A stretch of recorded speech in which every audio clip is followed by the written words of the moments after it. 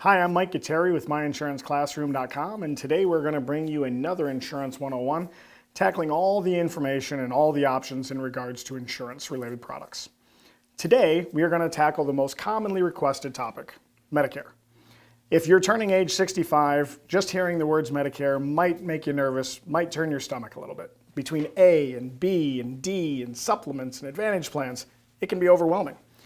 With tens of thousands of people turning age 65 every single day, it's also becoming more and more of a relevant topic. So we thought it would make sense to spend some time and really break this down. So we're going to do 3 separate videos today in regards to just Medicare alone. The first video, what we're going to talk about right now, is going to be original Medicare, Medicare A and Medicare B. So what do they do? What do they cover? What do they cost? Well, let's jump into it. First, Medicare Part A. So Medicare Part A is going to be your hospitalization coverage. But I like to say that A is for admission. It's a little bit easier to remember when you think of A for admission, but it's also important to know what is not covered by A and why I say that it's not strictly hospitalization coverage. So Medicare Part A will cover you if you are admitted into the hospital, which means it will not cover you if you go to the emergency room, connected to the hospital, but not in the hospital. Medicare Part A will cover you if you're admitted into the hospital, but it will not cover you if you are in the hospital for observation. So that's why we say A is for admission. Now, Medicare Part A typically carries no monthly cost to it. Now, that does not mean it's free. You've worked for it your whole life. You've paid for it your whole life, so you've earned it. But once you turn age 65, Medicare Part A will not have a monthly cost for you. However, that does not mean that it covers 100% of everything. You should expect that if you are admitted into the hospital, you are going to pay roughly a $1,300 deductible at the beginning of each calendar year. After that $1,300 deductible, you will still have additional usage charges, which in many situations can be up to 20% of what those hospital charges are. The big thing to know, though, with Medicare Part A is that there is no maximum. There's no maximum on what the government pays, but there's also no cap on what you pay. So in addition to that $1,300 for your deductible, you will continue to have out-of-pocket expenses if you're in the hospital for an extended period of time. So Medicare Part A covers you while you're in the hospital, carries no monthly costs, will have a $1,300 deductible plus additional usage charges after the fact. Now let's talk about Medicare Part B. Medicare Part B is going to cover you for everything outside of the hospital. So that means your doctor's office visits, your lab tests, your x-rays, your emergency rooms, and if you are in the hospital for observation, because remember, you have not been admitted. So when we get into Part B, though, there can be some tricks that you need to be aware of, or some loopholes. The first thing that you need to understand is that for the majority of Americans, Medicare Part B will cost $148.50. Now I say the majority of Americans because if you are high income, meaning that if you're married and you make over $185,000 a year, the government's going to charge you an excess penalty. So you're going to pay more than $148.50. Subsequently, if you're low income and you're making under $20,000 a year, the government will charge you less than that $148.50. Now, how do you pay the $148.50? Well, if you are drawing Social Security, they will take the $148.50 right out of your Social Security check. However, if you are not drawing Social Security, anticipate that you will get a bill from the government on a quarterly basis, so 3 months at a time. So $148 times 3 months, you would get a bill for just under $450 every quarter to cover your Medicare Part B. Now, just because you're paying for Medicare Part B does not mean that it covers 100%. Like Part A, Medicare Part B will have a calendar year deductible.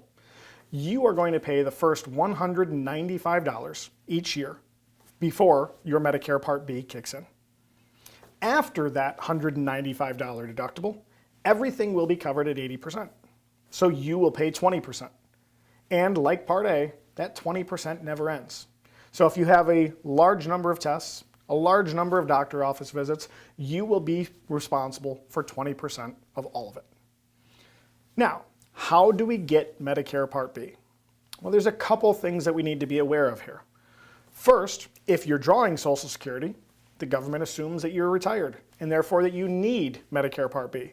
So they are going to automatically enroll you in Medicare Part B without any action of your own. But if you're not drawing Social Security, and this is important, you need to enroll in Medicare Part B on your own. Now, one of a few different ways you can do that would be to go on to Medicare.gov and do it online. If you go to Medicare.gov and scroll down on the left-hand side, you'll see where it says Apply for Medicare Online. Follow those prompts, and within 5 minutes, you'll be enrolled. If you're not computer savvy, you can always call in to the Medicare office. Their phone number is 1-800-MEDICARE, and they will be able to enroll you right then and there. But does everyone need Medicare Part B? The answer is simply no.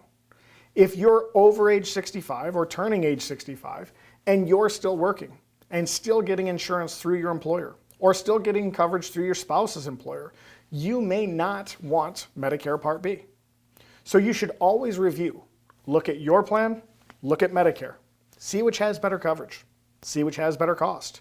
And whichever plan is more advantageous for you, you are more than welcome to enroll in that. And so if you choose your employer plan, you will not be penalized if you do not enroll in Medicare Part B when you first turn 65. However, when you decide to come off of the employer plan, you will be given a special enrollment period, a 60-day window to be able to enroll in your Medicare Part B. Well, what happens when you're turning age 65? What is your window? You will have the month that you turn 65 plus 3 months prior. So as an example, if your birthday is September 15th, you'll have the month of September, the month of August, the month of July, and the month of June to enroll in Medicare. I would suggest that you enroll as soon as you are eligible, because oftentimes it will take the government 3, 4, 5 weeks to get you your Medicare cards in the mail. You will need to have those cards prior to enrolling in any Medicare plan because your insurance agent will need that information from your Medicare card to be able to help you enroll. So let's summarize Part B. 1, you need to enroll in it unless you're drawing Social Security, in which case you will automatically be enrolled in it. You do have the option to opt out and not enroll if you are receiving an employer plan.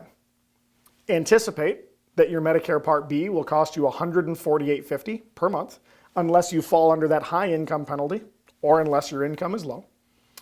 And expect a $195 deductible, and after that $195 deductible, everything will be covered at 80%, where you will be responsible for 20%. So the way that I think of that red, white, and blue paper Medicare card is it's a lot like Swiss cheese. There's some substance, but there's also some holes. And so in the next couple of videos, we're going to talk about what else we can do and what else we can have as far as coverage in addition to Medicare Part A and B.